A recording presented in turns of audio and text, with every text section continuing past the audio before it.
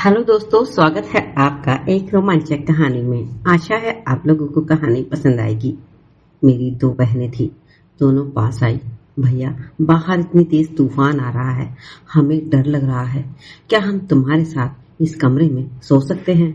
फिर क्या, मेरा नाम सूरज है, मेरी उम्र 23 साल है, कद 5 फुट 7 इंच और अभी हाल ही में मैंने कॉलेज शुरू किया है। मेरे घर में मेरी दो छोटी बहनें हैं, 18 और 21 साल की। दोनों की हाइट 5 फुट, गोरी रंगत, लहराती चोटी और देखने से पता ही नहीं लगता कि वे 18 या 21 साल की हैं। वो देखने में बड़ी उम्र की लगती हैं। थोड़ा नखरा तो उनमें है, किसी से ज्यादा मिलती जुलती नहीं है, पर मेरे लिए उनकी आंखों में हमेशा खास चमक रहती है। मैंने कभी उनके बारे में कुछ नहीं सोचा, पर एक दिन कुछ ऐसा हुआ कि हम तीनों के बीच का रिश्ता और मजबूत गहरा हो गया। उस दिन बारिश का मौसम था, कॉलेज से घर जल्दी आ गया था और मैं बाइक से घर लौट रहा था। तभी पापा का दिल्ली से फोन आया। उनकी तबीयत खराब थी और उन्होंने मम्मी को कुछ दिनों के लिए बुला लिया। मम्मी ने जाते वक्त मुझे समझाया, सूरज, गांव जाकर घर संभालना, वैसे भी यहाँ तेरा मन नहीं लग रहा है, घर से ही पढ़ाई कर लिया कर। मुझे मौका मिल गया था गांव में रहने का, तो मैंने तुरंत हाँ में सर हिला दिया। मम्मी को ट्रेन में बिठाकर जब मैं घर पहुंचा तो थकान से नींद आने लगी थी। बाहर तेज बारिश हो रही थी, बिजली कड़क रही थी और हवा में ठंडक थी। मैंने सिर्फ हाफ चड्डा और टी शर्ट पहना हुआ था और बिस्तर पर लेटने ही वाला था। मेरी दोनों बहनें कमरे में आ गई। उनकी आंखों में डर साफ चमक रहा था। छोटी बोली, भैया, बाहर इतनी तेज बिजली कड़क रही है, हमें डर लग रहा है, क्या हम तुम्हारे पास सो सकते हैं? डर तो मुझे भी लग रहा था। मैंने बिना सोचे हाँ कह दिया। तभी अचानक इतनी तेज तूफान के कारण घर की खिड़कियां बजने लगी। तभी एक तेज बिजली चमकी और दोनों बहनों ने डर के मारे मुझे जोर से पकड़ लिया। उस पल ने मेरे दिल की धड़कन तेज हो गई। बारिश की ठंडी बूंदें खिड़की से चींटे मार रही थी और कमरे में सिर्फ हम तीनों थे। ठंड की वजह से हम तीनों ही करीब थे। डर ने हम एक दूसरे का सहारा बनाया और उस बारिश वाली रात ने हमारे भाई बहन के रिश्ते को एक नई गमजोशी दी।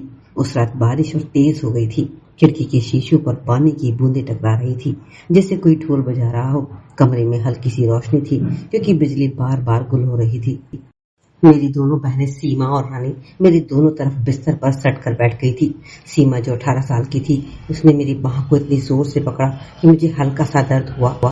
रानी 21 साल की थोड़ा शांत थी और उसकी आंखों में भी डर साफ दिख रहा था। मैं थोड़ा मजाक किया था कि माहौल थोड़ा शांत हो। अरे, इतना डरने की क्या बात है, बिजली तो बस कड़क रही है, हमारे घर को तो कुछ नहीं होगा। सीमा ने मुंह बनाते हुए कहा, भैया, तुम्हें मजा आ रहा है, लेकिन हमें सचमुच डर लग रहा है। बचपन में जब बिजली कड़कती थी तो मम्मी हमें अपनी गोद में बिठा लेती थी। रानी ने भी सिर हिलाकर हामी भरी। मैंने सोचा ये मौका है भाई की जिम्मेदारी निभाने का। मैंने कहा, ठीक है, तुम दोनों मेरे पास ही रहो, मैं हूं ना, कुछ नहीं होगा।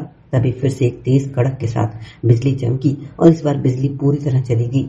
कमरा अंधेरे में डूब गया। सीमा बहुत डर गई और मेरे गले लग गई।